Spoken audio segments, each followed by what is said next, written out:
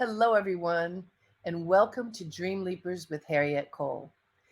I am so happy to be with you today. Today is a special day. It's the end note of a month of acknowledgement, festivity, celebration of Hispanic Heritage Month. And I couldn't let the month go by without honoring this very important cultural moment in our history. We have been living in the space of racial reckoning for a good year and a half, going on 2 years, a new phase of racial reckoning, certainly that started with the murder of George Floyd, and a lot more attention was paid to the way that African Americans are treated. And then it has expanded out. We've looked at Stop Asian Hate, and we have looked some, I'm going to venture to say not enough, at what's happening within the Latinx community. And so I thought it was important at this moment to have a conversation with someone who is very personally immersed in Latinx culture and who can tell us her journey, and also, as a former journalist, give us an understanding of what she thinks. If we take the temperature of what's happening in the Latinx world today, what does that mean to her? So let me tell you, our guest is Isabel Gonzalez Whitaker. She is a senior advisor for the world's largest healthcare charity, where she leads C suite thought leadership and executive visibility efforts, especially at the intersection of purpose. I met Isabel because we both are senior fellows with Encore.org, which is a wonderful think tank for really looking at working across generations and finding meaningful exchanges. Isabel created a park in Atlanta in honor of her mother. And I'm going to let her tell us about this park and what she's created. But honestly, what occurred as a result of founding this park was a complete shift in her even understanding what her dreams are and how they would manifest. So she's a perfect guest for Dream Leapers, and let us welcome Isabel now. Thank you so much. Gracias. I'm Wow. honored to be on your show, especially at this auspicious time of Hispanic Heritage Month. So, Isabel, let's give some context to Hispanic community today and in this space of racial reckoning. Honestly, I haven't heard about the Latinx community as much as I thought I might. So I'm Hmm. curious about your perspective on what's happening within the Latinx community within this context of racial reckoning. You know, that's such a good question. And you know what? It also speaks to something that I've come to call the invisibility visibility paradox, that we are the Latino community, and we can also talk a little bit, if you feel like it's informative, the distinction between Latinx, Latino, Sure. I Latina, would love Latine. that. Yeah, I love sort of giving at least my perspective and some insight into what I prefer to use, Okay. and what people are being drawn to and why they're being drawn to. But Mhm. but prior to that, the visibility and visibility paradox that speaks to this larger problem of lack of visibility during this moment when you have this incredible needed reckoning, as you mentioned, sparked in no small part to by the George Floyd tragedy.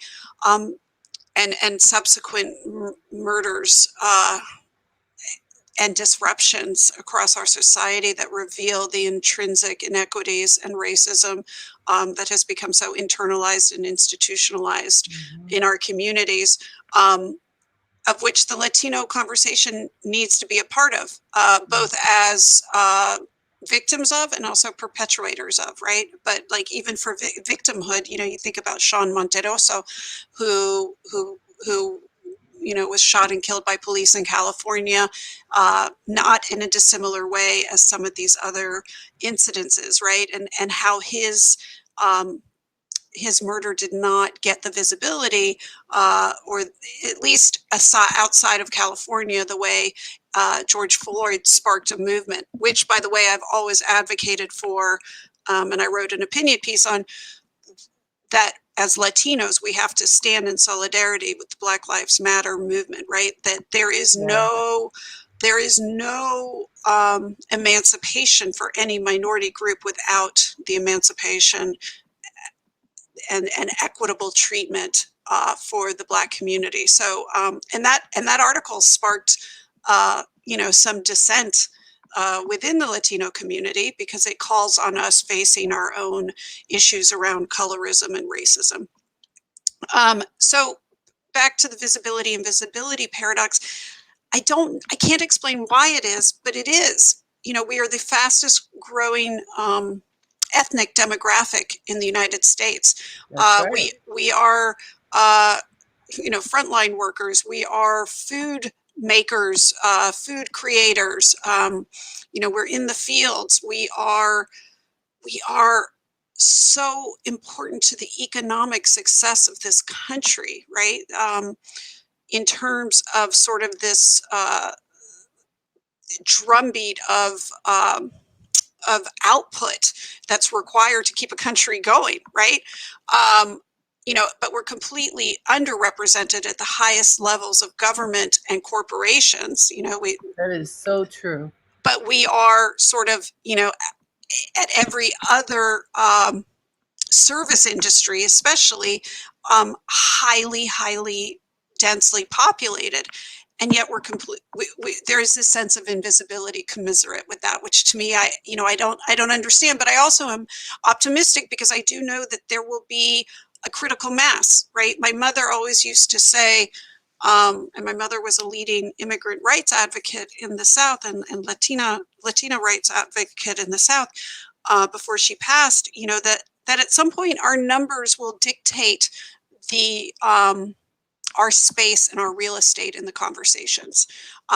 We are critical to the cultural movements of this country and the economic movement of this country, and we're not going anywhere, and we're only getting bigger. So that But visibility. as you say that, Isabel, and it makes perfect sense. And we know, if you look at the census, we've known for a long time that the Latin community is rising faster than anybody else. It will be majority in a blink. But when ununited, when not really having a voice that resonates loudly, I wonder and kind of worry, just as, I mean, even in the African American community where there have been a lot of loud voices, the efforts to squash people have proven quite effective for generations. In the Latin community, you don't hear the voices. So I, I think it's worth talking about more in environments like this one, where people of other backgrounds are also listening, so that they can listen in. And, how can we be allies when a lot of times we don't even know what the issues are? I mean, and you bring up a really great point, and it speaks to what we learned in the past election cycle, right? The fact that we are not a monolith. None of our communities are a monolith. We are a plurality. The distinction, I think, for the Latino community is that we have for so long defined ourselves by country of origin. And I think it's really only the next generation that has become what I call more pan-Latino, right? That it's Yeah. more united through our cultural similarities as opposed to distinguished by our country of origins. But that said, we are a very diverse community within a diverse community. Yeah. So it's complicated. I mean, like I think it's important to be allies as a community that understands that sometimes it's our diversity that separates us, but it's also what makes us special. My mother always used to say that, the fact that we are dual cultural, trilingual sometimes, when you take into account indigenous communities within our community, that these are our assets. These are not liabilities. And I think we are also overcoming years and decades of indoctrination, thinking that those were liabilities and not assets. But the country is coming together through allyhood, and through this sort of embrace of diversity more broadly, where we can sort of stand more unified and as one and in confidence of our strengths. So, speaking of the diversity within a diverse community, there's also this question of language, which you were going to explain. You know, because I don't really understand what people want to be called. Like, is it Latino? Is it Latina? Is it Latin? Is it Latinx? There's confusion even for folks who really want to honor people Get it wherever. right? Get it right, man. So can you help us get it right? What? Okay, well, good. Yes. So going back to what I had, what we talked about at the top, Hispanic is okay. Well, first of all, Hispanic is a sort of made up, created word. I think it was under Nixon, and it was part of the census because they needed to group Puerto Ricans, Dominicans, Mexicans who didn't feel that they were white or black.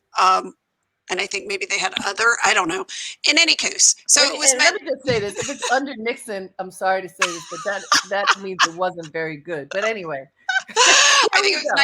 1970 under Nixon. Yes. Okay. So Oh my God. Hispanic census, and it was really. I mean, it doesn't even belong in a race category, right? Because it's ethnicity, and furthermore, Hispanic really just speaks to the fact that you speak Spanish, right? That's your native language. So Hispanic is not inclusive of Latino. So Hispanic, made up word. Uh, you know, look, it's National Hispanic Heritage Month. Let's defer to the fact that this is a federally mandated, acknowledgement of our community. So Hispanic works, and many Latinos, I think, because it is so generational at this point, self-identify as Hispanic, Spanish speaker, right? Like it's cut and dry. So that's going to be countries of the Caribbean, Central America, Mexico, South America that are Spanish derivative. Now, if you're from Spain, technically you're not Hispanic. You're actually Spanish, just by the way. Right. Latino, okay, Latino is inclusive of that Western Hemisphere, Latin countries. So that's again Mexico, Central America, South America, Caribbean, but now that's also inclusive of Brazil, Belize, Wow. Okay. Haiti. Those are Latinos. Which, when you talk about the immigration, what happened at the border and what happened to our brothers and sisters from Haiti, and how they were treated differently than the other previous surges, there was not enough conversation about how that they are also Latino. Just because they speak French, that doesn't mean, and that they were colonized by France, that doesn't mean that they're not Latino. So Latino is a much more inclusive category for this, the Western hemispheric demographic of those who have occupied Latin America, Central America, and Mexico.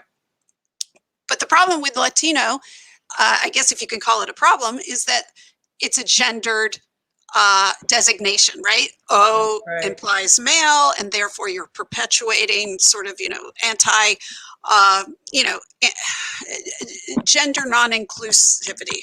So Latinx, which is a word that emerged from from the LGBTQ community, and probably sub-communities within that, more non-binary identifying communities within that from Latin America, and the United States said, okay, well, we're Latinx as a way to signify gender inclusivity. Okay. Now, Latin Did not America, know that. Okay. yes. So and that's why, I prefer, for example, to use Latinx. Now, that is a term that has also, that many people say is very coastal, like that's a very New York thing or an LA thing, right? Like that's not a, many Latinos who are Spanish dominant, for example, think it's a ridiculous word. And it's unpronounceable, quite frankly, in Spanish, because the X is not, it's not, you don't say X, it doesn't make any sense really in native Spanish. Okay. But the idea behind it is so beautiful. I love the idea of the gender inclusivity of it. So Latin American folks in Latin America have now another word has emerged just to complicate things, What's but it's that? all, and that's Latine, and that's adding an E at the end. And so the Latine is now you'll start to see taking the place of Latinx. And I actually think that's where I'm going, right? Like I want to be like you. Like I just always want to acknowledge and respect, as somebody for whom diversity and inclusion is a lodestar, like I just want to embrace all of it, right? And I want to be I, fair to I, all of I, it. I love this. But we're getting an education, you guys. Let me remind you, you're listening to Dreamleapers with Harriette Cole here on WBAI in New York City. That's 99.5 FM and everywhere online at WBAI.org. We are getting an education on this last day of Hispanic Heritage Month. Did you know that Hispanic was not a real word? It was made up during the Nixon administration? Of course it was. Come on. This is so crazy. We're talking to Isabel Gonzalez Whitaker, right? Did I say it Yeah, in order? yeah, yeah. I got it. Like, there's no losing the Gonzalez. I've got all the consonants. Oh, absolutely. No, it's beautiful. And Isabel and I are part of the Encore.org family, which is a wonderful think tank that is focused on intergenerational learning, connection, and creativity, which is just fantastic. It's been a great experience for me and for her. And I've met so many incredible people through the our connector is Marcy Albahar, who just knows everybody and puts us together. And I just want to say that because relationships are so important in life, and who you choose to know and to cultivate relationships with is so very important. How we spend our time is everything. And my mother has always said, keep good company. That, if you keep good company, then you'll sleep well at night. You can manifest your dreams. And I just want to point out that that's very important. And that's how we have come to know each other, Isabel and I. And Isabel, just before we leave this topic, part of why I am fascinated by how people of Hispanic, Latin, Latinx descent, how people call themselves is because in the Black community, it's the same thing. Like when my grandmother was born and growing up, Black people were called colored. And then it was Negro. And then it was Black. And then it was African American. And now, because we represent not just African American, that what about all the people from all other parts of the world? So there's a constant evolution, in part, I think, for similar reasons. Well, except we can't even normally say what country we're from because of the impact of slavery. And for many people, there's no telling. Now with the various DNA tests, you might be able to figure out where your ancestors are from. But it's just, I think when identity is so unclear, and when culture, the predominant culture, tries to squash identity, then we search for ways to identify ourselves, which is, complicated to say the least, right?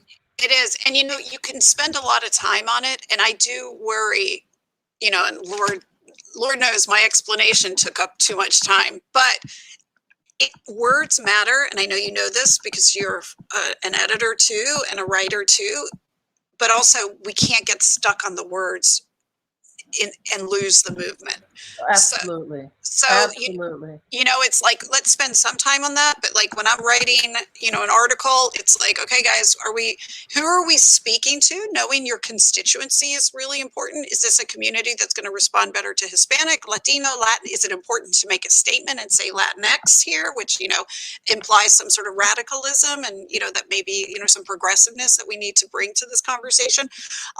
But I try not to get too hung up on it. I think that's a really important point. So it is time to pivot. I want to address both the the impetus for career change that really was prompted by your desire to honor your mother. And so in the context of Dreamleapers, many people who come to me through this program and also through the workshops and retreats and things that I do are coming because they're in transition. They believe, like, at a cellular level, that it is time to make a change. I need to pivot. We are living in a very pivotal time because we were, most of us, home for what feels like almost 2 years. And some people realize, oh, either what I was doing doesn't exist anymore, or I don't want to do that anymore. There are many people who have awakened to this. Oh, no, if I'm blessed to still be alive, I need to do something else.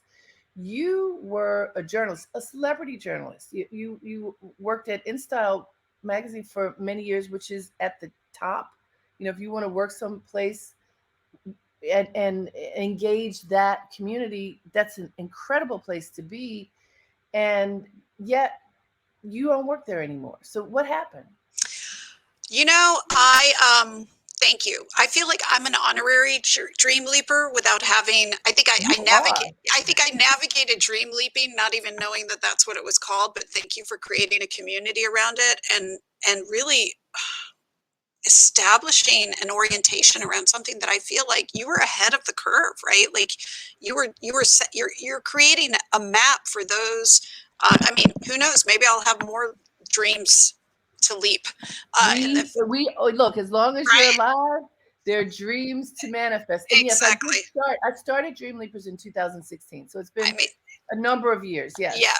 So kudos to you for having that foresight and probably listening more granularly to your heart, and also taking a pulse of the environment that we were in. Yeah. And I think I was doing that too, but unable to articulate it as such. And basically what it was that I was, I had pursued with vigilance this immigrant dream of mine, right? I played with Barbies when I was a little girl, and they all had briefcases and they all worked in really tall buildings, and I was like, that's I was manifesting that vision all my life, and so I made it to New York, with, like, self-reliantly, let's just put it that way. And I ascended to some heights that I'm very proud of, in journalism, in fashion, and in celebrity, that were great. But I also missed something at some point along the way. I wanted purpose. I don't even know if I articulated it as purpose, but I remember having these sort of deep conversations with friends and fellow editors, going, something's missing. And I would always find myself at InStyle and at Billboard, where I was as deputy editor, drawn to the features around positive social impact. And I'm like, why do I want to take ownership of those stories? And they were causes that weren't necessarily important to me, or didn't have any touch points for me, but that at least were having a positive impact on society, right? So it could have been gun violence issues, it could have been, any number of issues. But then my mother died, and my mother was so important to me. We had it was a very small family. I recognized from a very early age how much she sacrificed in fleeing her home country of Cuba with my brother and sister, with one suitcase, death threats against the family, having to sort of rush out in the cover of darkness, to escape, what would have been terrible outcomes for her and her family. And this was a woman who was ill prepared for a hard life. She was raised to be a lady of leisure. She was not educated. She was, married off at a very early age, and came to this country completely ill prepared on how to stand on 2 feet. And yet she figured it out. How old was your mother when she She fled Cuba? in her early 20s. So with a 3-year-old and a 4-year-old. and Oh my landed in the goodness. middle of night in Key West off of a ferry, all alone. And I even, the story of her having to go to like a diner, a truck stop sort of diner, not speaking the language with two kids in the middle of the night to find them some food. And then, found her way to New York, but was, and I don't talk about this a lot, but she was, found herself in a very, very abusive marriage. Um, Mm. and I often tell people, and I don't think they understand this, and I don't mean to get totally off tangent, but the empathy that we need to have for people that are starting over. They are leaving one set of terrible circumstances and fear, um, sometimes only to turn in those cards for another really bad deck, a That's really right. bad hand, right? And so the traumas that she was able to escape from Cuba, uh, she was greeted here with another different set of traumas. Um, and subsequently, it took her many years to extricate herself from that situation in a way that was safe. Um, so I always respected my mother in terms of her sense of sacrifice and commitment to the well-being of her family, right? Whether it was the well-being of her family in Cuba and protecting them, and then subsequently here in the United States of herself and her children, in a country where she didn't speak the language and she didn't have a formal education. And despite all that, she ascended to very influential ranks in the South, where she ultimately settled, giving voice to Latinos and immigrants who were facing similar sort of circumstances, right? Like, you just don't cross over the border or arrive in this country and everything's paved in gold, right? Like, it is very hard to get back up on your feet. So she became somebody who was able to unlock opportunities for people and to provide a support system, and she was really good at it. And then she became an advocate, at a time when it wasn't really trendy. Like, we're talking in the 1990s and 2000s, she was like, the drumbeat of the importance of diversity and advocating for those who don't have a voice. And so I had always sort of seen her do this, but didn't want that necessarily for myself. I don't know why, but that wasn't going to be my path at that time. And then she died, and at her memorial service, there were thousands of people who were at the church who came, most of whom I did not know, and people came up to me in Spanish saying, "Your mother was an angel. She helped me. You have no idea how much what support she provided for me." And I knew that there was going to be this absence, right? In Atlanta, she was sort of it. I mean, there were certainly other Latino thought leaders, but there was something magical about my mother. I'll be honest. And she had gained a lot of respect from the political ecosystem too, and the corporate ecosystem. And I knew at that moment, okay, I want to memorialize her. But it was also selfish. Like, I was like, okay, I want to memorialize her in a public way, uh, which is how the park came about. But I also wanted to stay connected with her, because I lost my best friend, and in a tragic way and sort of unanticipated way, and so I needed to mourn with her more. And so, in establishing a park for her, it was a way for me to stay connected to her. And I think in this country we don't deal with mourning very well. And we don't deal with loss very well, and grief, and I needed to still have conversations with her, quite frankly. And so the park started very selfishly, and it was, okay, yes, I want to honor her contributions, but this is a way for me to say, "Mommy, I'm doing something with you and for you. Walk this path with me. I just need you here for a few more years." And that's exactly, what happened. And then the park, because the park is the only memorial to a Latino in the state of Georgia, Wow. which is Wait, what crazy. was your mother's name? Sarah J. Gonzalez, and the park is the Sarah J. Gonzalez Memorial Park. It then Beautiful. brought a lot of responsibility, because it's like, oh Sure. my gosh, wait, we're the first, we're the only. I was like, holy moly. So what started as a beacon for my salvation became a beacon for the community. Wonderful. And that's how I've looked at it. That That's wonderful. Let me just Yeah. remind folks, you're listening to Dreamleapers with Harriette Cole here on WBAI in New York City. That's 99.5 FM and everywhere online at WBAI.org. I know you can tell how happy I am that we close out Hispanic Heritage Month with my friend Isabel Gonzalez Whitaker, who had the most incredible pivot to go from a fulfilling career in fashion and journalism. And I had a fulfilling career in fashion and journalism too. So I know it can be fun and exciting and all those things, but to pivot to something that is honoring her mother and keeping a connection to her mother, just amazing. And that's what WBAI does, doesn't it? We 24/7, 7 days a week have programming where we bring motivation, people who just are telling their truth. And for Dreamleapers, that's exactly what we're always doing, with the intention not just for you to sit back and hear a great story, but hopefully to get you motivated to leap into your dreams so that you hear these stories and go, wow, what am I supposed to be doing?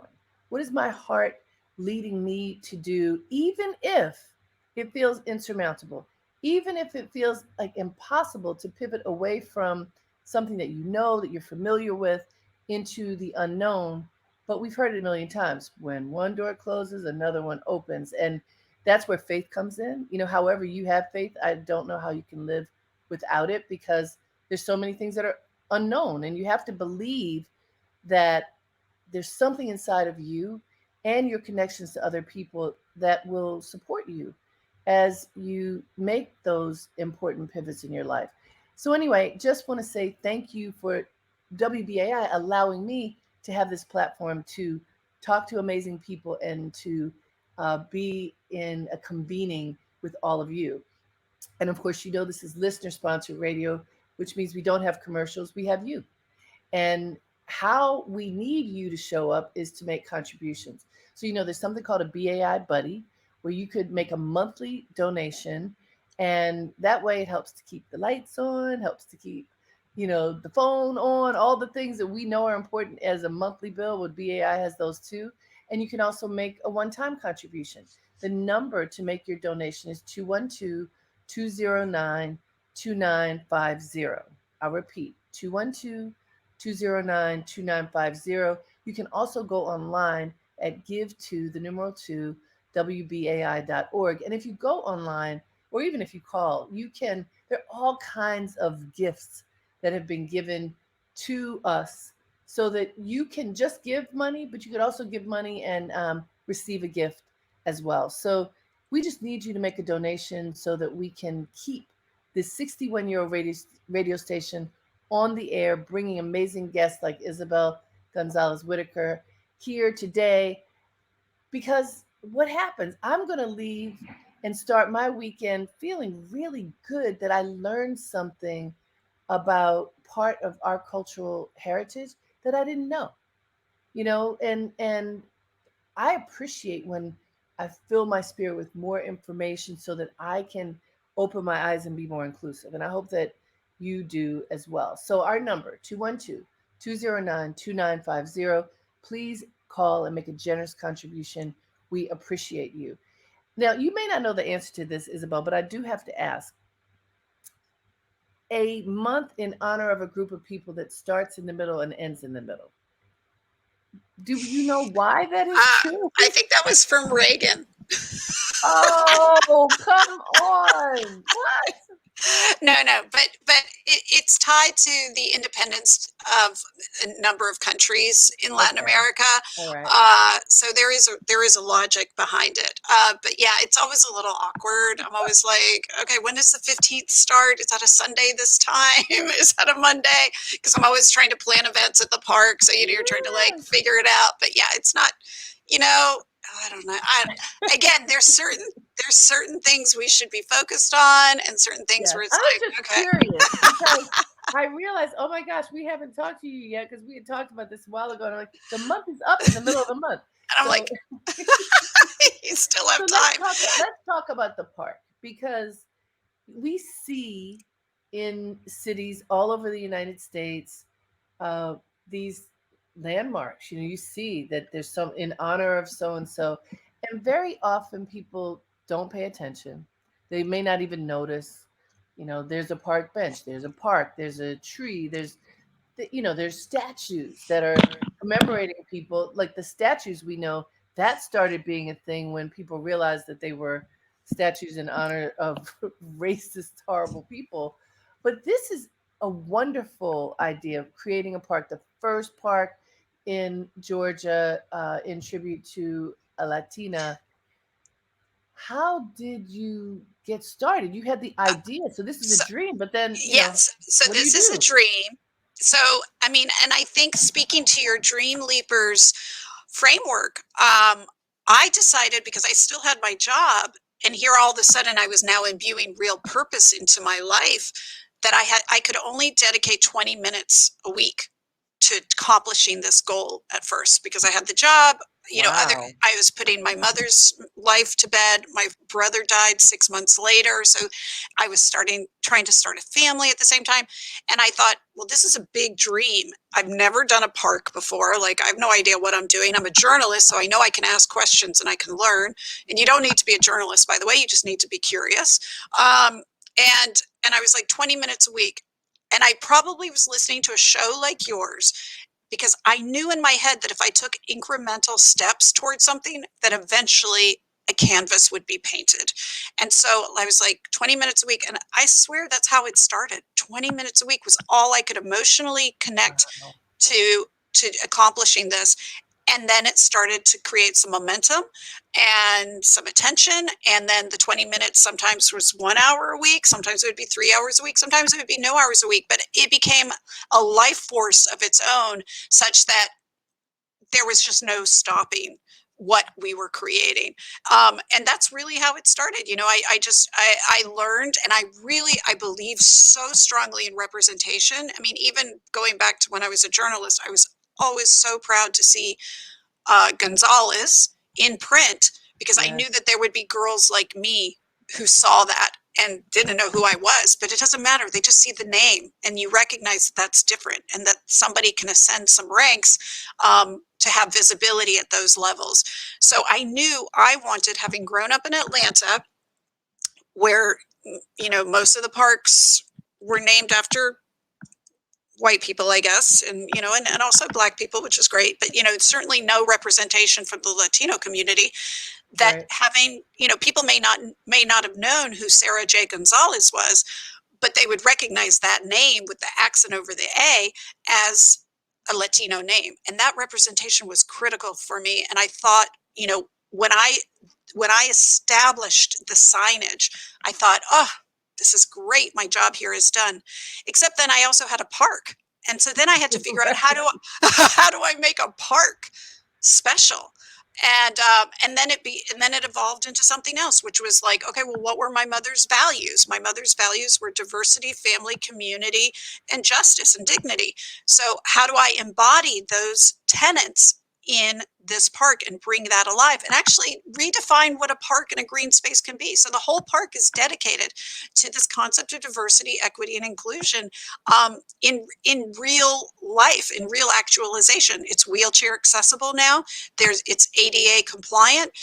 There's playscape equipment for children of all abilities, not just able-bodied, or entirely able-bodied.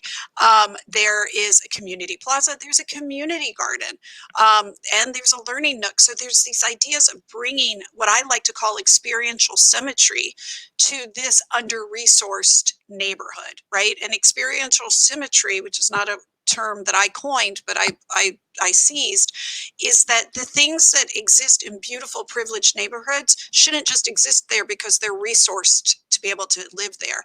Those things need to also exist in under-resourced neighborhoods, like where my mom's park is. So this park is a representation of beauty, such that that is normalized, not only for the people within that community, but for the people that drive by it. How did you choose the neighborhood? The neighborhood chose me. This is where the universe comes to play. I put it out there to various politicos who knew my mother, hey, let's do this. And they had total buy-in. They were like, yes, this is a wonderful way to acknowledge your mother. I'll just be honest, side note, I wanted to do a highway because, I'd seen, the Ambassador Young highway, the Jimmy Carter highway. And I was like, well, my mom deserves a highway, All only right. to be, only to be discouraged because apparently that takes a lot of bureaucracy and I everything. bet. And I'm like, I don't really care about bureaucracy, but one of them said to me, how about a park? And I was like, yes, because highways are ugly. They serve a purpose, but like parks are beautiful. My mother loved children. She wanted to preserve innocence. What is, the epitome of family is, and love and shared connections and connectivity is what happens at parks, which are the ultimate testament to non-discrimination, because parks are anti-discriminatory by nature. Anybody can come to a park. So I was like, yes, a park.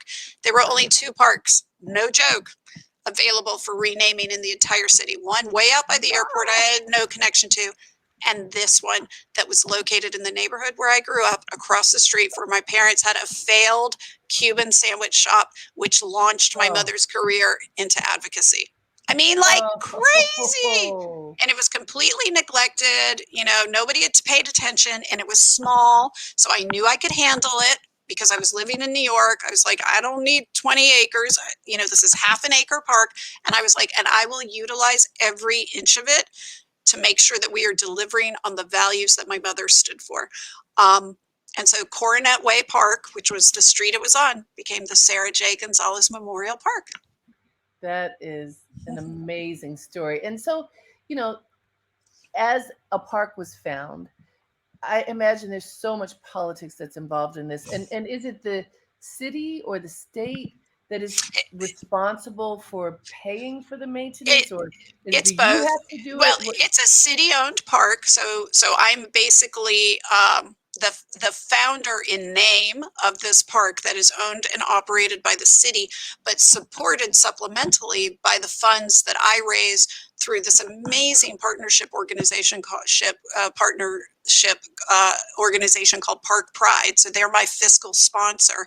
So I raise funds and can do enhancements through the fundraising that the city of Atlanta, because it's a municipal entity, just can't prioritize, right? So I knew if I was going to deliver on this concept of inclusivity, this park had to have wheelchair access. I had to raise funds in order to do that. I wanted, we have special needs family members. I wanted to make sure, again, delivering on diversity and inclusion, that the playscape could accommodate them. That's something that has to come out of this sort of private partnership. So it's a beautiful public private enterprise. And I'm here to let people know that when you want to memorialize or create or build on legacy, that these parks are available and this can be done. If this is like where your heart is drawn to, as it was for me, it can be done. And I'm proof point that somebody who has no experience in park making, you can do this. And it takes 20 minutes a week and a long-term commitment, but it happens. This is 10 years in the making, and only now is it really where I want it to be, and it's come in phases. And so, Isabel, the fundraising that you've done, does this also necessitate being ongoing for the ongoing maintenance of the park? Yeah, the ongoing maintenance of the park is really with the city, but we also rely on church groups to come by, or a lot of Latino groups come by to do cleanups. I'm very fortunate that's a very small park, but I do fundraise, and there we have a number of benefactors that are in support of what we are building. I can give you a really good example of something that I think is emblematic and symbolic of the impact of the park. Right. We use, when I was doing, and I think this is important too as a takeaway in developing your dreams, especially if it's going to have community engagement. I didn't, even though I'd grown up in that neighborhood and I knew I wanted to create a beautiful park, I didn't know what the community needed. So I had to go into the community and ask them, what do you want? Like, if you can have anything, how can I deliver on that? And one of the conversations I had was with this teacher that would come from this little public school that's right there, elementary school, after school, with a dinged up metal chair, a table, and folding chairs. And he would have ESL lessons after school to help some of the neighborhood kids. And I was like, Jose, Jose Osorio. He's an amazing educator, award-winning. Now he's a principal at a school. I said, Jose, you are a saint for doing this. But this isn't experiential symmetry. This is exactly what I'm talking about. The optics of this, that these children now come to expect that all they can get is a dinged up metal table and folding chairs, is not something I want to perpetuate in our community. They deserve something beautiful. And furthermore, the wealthy people, the privileged people that are driving by on the thoroughfare adjacent to the park, see you doing this, and they expect that for our community as well. And I said, Right. we are going to build you something beautiful. And the Georgia Power Foundation, I called them and I said, help me build a learning nook, the first learning nook in the state of Georgia that has shade, intentional seating, Ooh. wheelchair access, electricity for tablets, that is a location for intentional, safe learning. That's beautiful. And now that's where Oh. we have all of our literacy events. We just had a huge bilingual literacy event there to kick off Hispanic Heritage Month. And there's a quote from Jose on this on the bench that says it only takes one to believe, and it's in Spanish and English, and it's dedicated to him. But that's what I'm Oh. talking about. It's knowing what the community wants and delivering on equity. I love Um, that. I yeah, love that. Let me remind folks one last time, you are listening to Dreamleapers with Harriette Cole here on WBAI in New York City. That's 99.5 FM and everywhere online at WBAI.org. And that everywhere is great because Isabel's not in New York. Where are you now, Isabel? I'm in Memphis, so we moved Memphis, to Memphis. Tennessee. Memphis, Yes, Tennessee. I know, So, which I love everybody, to. let me just say to you before we pivot back to Isabel, this is your next chance. There's always a chance, but your next chance to make an offering to WBAI. We so need your support. And you can wait till the show is over because I know you want to hear everything Isabel has to say. But then call 212 209 2950 and make whatever contribution your heart tells you should make right now to our beloved radio station. You can also go to give2wbai.org. I I learned about WBAI through my husband. Every time he would be driving in the car on the weekends, he would listen to WBAI, and I heard all this really provocative, intelligent conversation. Had no idea that I would end up with a radio show on this very station. I did have a dream, however, many years earlier that I would have a radio show. And at one point, I had one on XM when it was separated from Sirius. And by the way, Isabel, that ended when Oprah Winfrey decided she was going to have a whole station on XM, and she got to own all the positive programming at that time.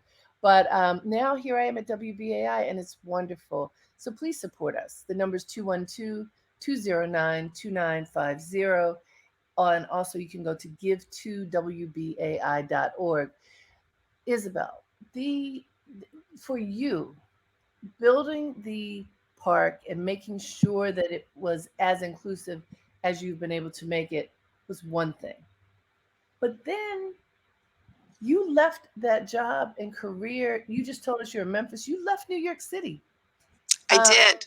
what happened in the few minutes that we have left? Please Sure. give us a sense of what happened. Well, I mean, my purpose became my career. And that is the ultimate dream leap. I gave up my full-time job as a journalist and as an editor.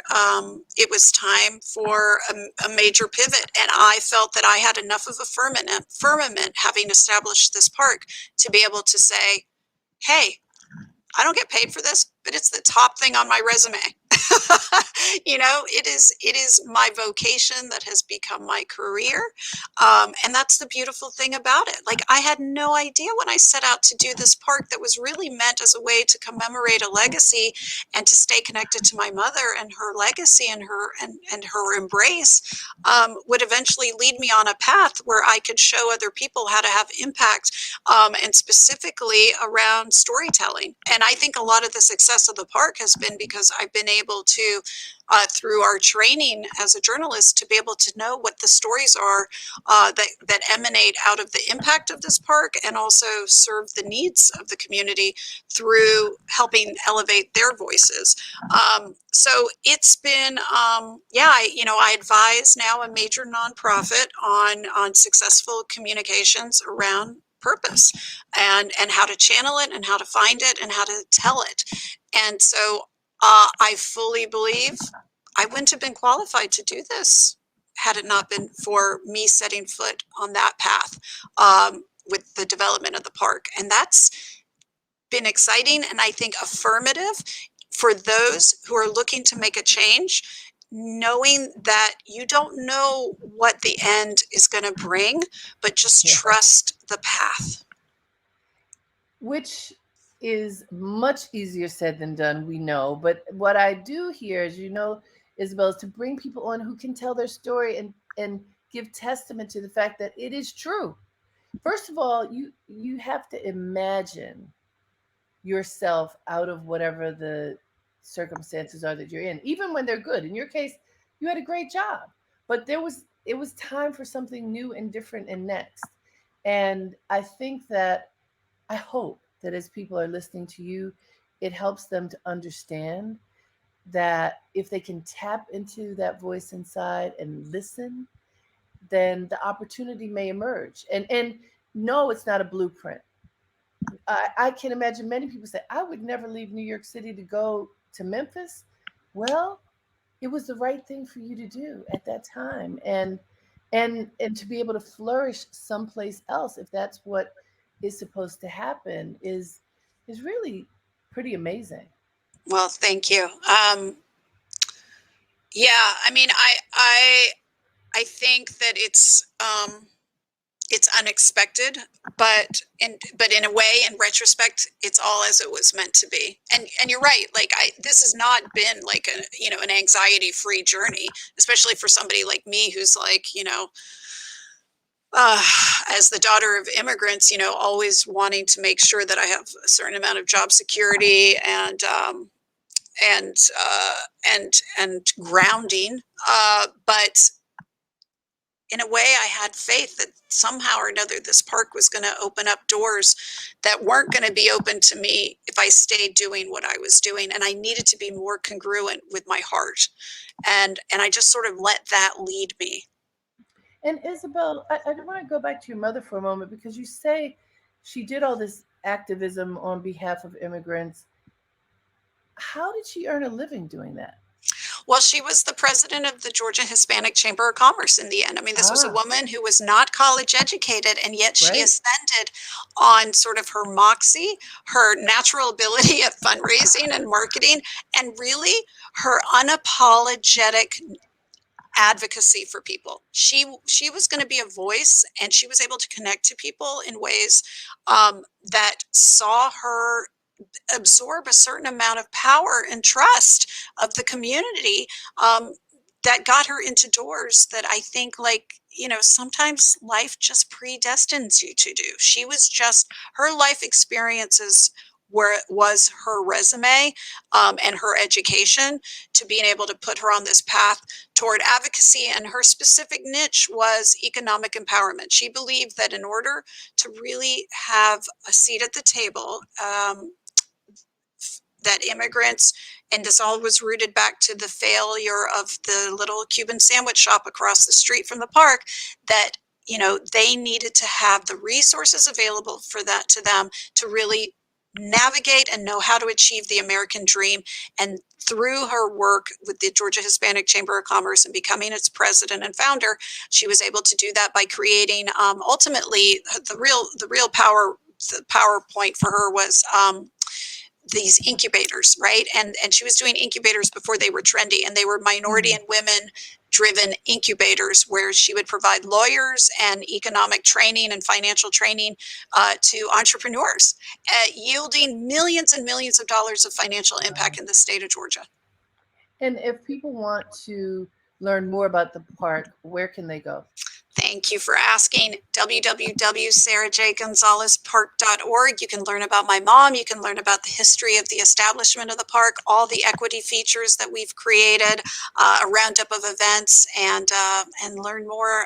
We have our final event this week. We're doing a conversation centered on the Afro-Latino experience in Atlanta, which I'm so excited and happy to do, going back to the top of our conversation Yeah. around visibility and invisibility. This is a community and a segment of our community that has too often not been at the forefront of conversations during Hispanic Heritage Month. So I knew this year I wanted to do that. So we're having an amazing conversation with Afro-Latino business and community leaders in Atlanta at the park Wonderful. at the end of this week. Well, thank you so much. And Thank you. thank you for closing out Hispanic Heritage Month. It's been wonderful to talk to you and to learn about your mother and the park that you established in her name. Thank you, Isabel.